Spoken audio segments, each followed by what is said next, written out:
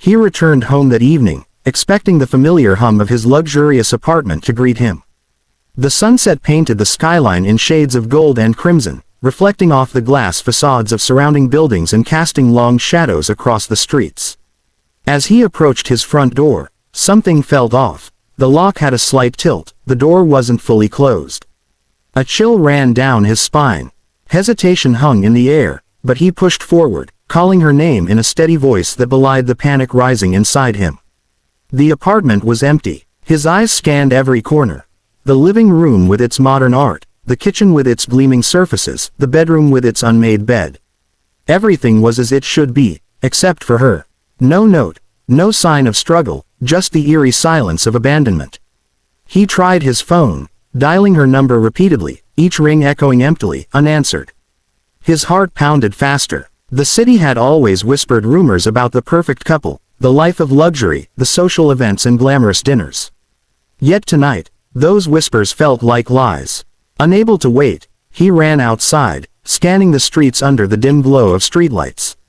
The air was crisp, carrying the faint scent of rain and exhaust. People passed by, indifferent, wrapped in their own worlds. Then, he saw her, a solitary figure crouched in a narrow alley, half hidden in shadow, her clothes damp and disheveled. Her eyes, wide and vacant, reflected both fear and sorrow.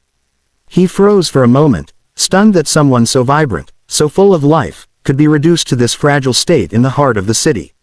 Passers-by glanced briefly and walked on, unwilling to interfere. For a moment, he questioned reality itself. Had he been blind to her struggles? Had the pursuit of wealth and status created this distance? Shaking off the disbelief, he ran toward her, dropping to his knees beside her. The cold concrete seeped through her thin coat, and he instinctively wrapped his own jacket around her shoulders. "I'm here," he said, his voice trembling despite the effort to remain composed. Her eyes met his, and in them, he saw both recognition and despair. The world had failed her tonight, but he vowed, right then, that he would not. He guided her gently toward his car, his hands firm yet careful, afraid that sudden movements might shatter her fragile state. She clung to him as though he were her only anchor in a world that had turned cold and indifferent. The streets were busy with the usual city chaos, honking cars, hurried footsteps, neon lights flickering, but to them, it all felt distant, unreal, as if the city itself had paused to let them exist in their own bubble of fear and confusion. Her voice was barely a whisper as she tried to explain, but the words were fragmented, lost between sobs and trembling breaths. He listened intently, piecing together the story from snippets, arguments left unresolved, betrayals unspoken, nights she spent feeling invisible even in a life that should have been perfect. His mind raced with regret. How had he been so consumed by his own ambitions, his deals, and appearances that he failed to notice the growing despair of the woman he loved? Her pain, once invisible behind her polite smiles, had now manifested in the most heartbreaking way imaginable. The car ride was quiet, save for her occasional shivers and the soft hum of the engine. He reached over, taking her hand in his, and she allowed herself to rest her head on his shoulder. The warmth of his presence was unfamiliar yet grounding, a lifeline reconnecting her to a world that had suddenly seemed cruel and unrelenting.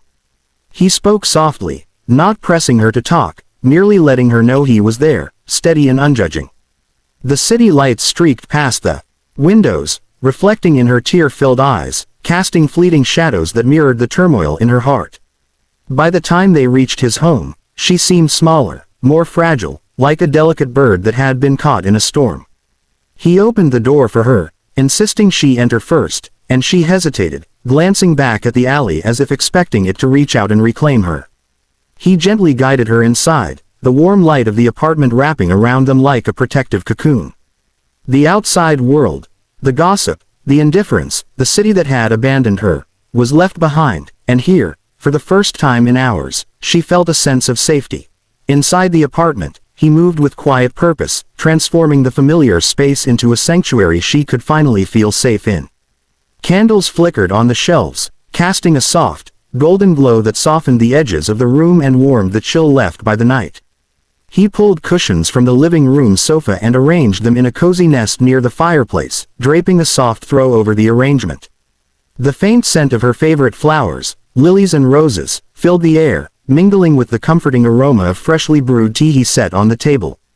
Every detail was deliberate, a wordless promise that she was seen, cared for, and no longer alone. She sank into the cushions, exhausted, letting her body relax for the first time since the alley. Her hands trembled as she clutched the blanket around her, and he knelt beside her, attentive but not overbearing.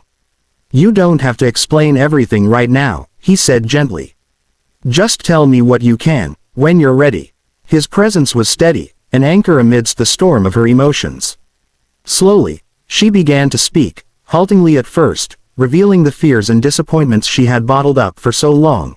The isolation, the sense of being invisible, the subtle neglect that had built into a weight she could no longer carry alone. He listened without interruption, his eyes never leaving hers, absorbing every word, every nuance. There were no judgments, no questions that might make her retreat, only a quiet, unwavering attention that spoke louder than any reassurance could. He held her hand when her voice cracked, brushed a stray lock of hair from her face when she flinched at a memory, and encouraged her to breathe through the moments when grief threatened to overwhelm. The intimacy of the moment wasn't physical, it was trust, pure and unspoken, forming a bridge across the chasm that had opened between them. Minutes turned into hours, yet the apartment remained a haven, untouched by the chaos of the city outside. Slowly, her sobs quieted, replaced by soft, tentative murmurs, and her eyes, once hollow with despair, regained a glimmer of recognition and relief. She looked at him, vulnerability and gratitude mingling in her gaze, and for the first time, he realized that wealth and status had never been what truly mattered. What mattered was presence, empathy, and the courage to act when it was most needed.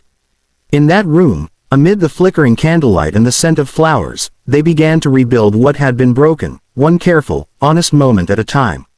By morning, the weight of the previous night still lingered, but the apartment felt brighter, charged with a quiet sense of purpose. He had made a decision the moment she had begun to speak. This wasn't a problem to hide behind closed doors. It was a story, a truth, and an opportunity to do something meaningful, not just for her, but for countless others like her. The city might have gossiped about scandal and abandonment, but he would rewrite the narrative with action, not silence. He called a press conference, the media buzzing with speculation about the mysterious disappearance of a high-profile woman. Cameras flashed as he stepped to the podium, his wife at his side, her hand barely visible in his own. The air was electric, tension running through the crowd of reporters, some skeptical, some eager to witness what would happen next. With a calm, steady voice, he recounted their story, not in lurid detail, but in honest truth, emphasizing the realities faced by women abandoned, neglected, or left in crisis. The crowd leaned in, captivated. No wealth or luxury could hide the authenticity of his message. He announced the launch of a foundation dedicated to supporting women in similar circumstances, providing shelter, counseling, and financial assistance to those society often ignored. It wasn't a token gesture, it was a full-scale commitment, backed by resources, influence, and relentless personal involvement. No one should feel invisible or abandoned, he declared. And no one should have to survive alone. The city, long accustomed to stories of wealth and privilege, was stunned. Here was a billionaire, using power not to shield himself from scandal, but to confront injustice directly. His wife, standing beside him, felt a new sense of pride and connection. The fear and despair that had gripped her the night before seemed distant now, replaced by hope and resilience.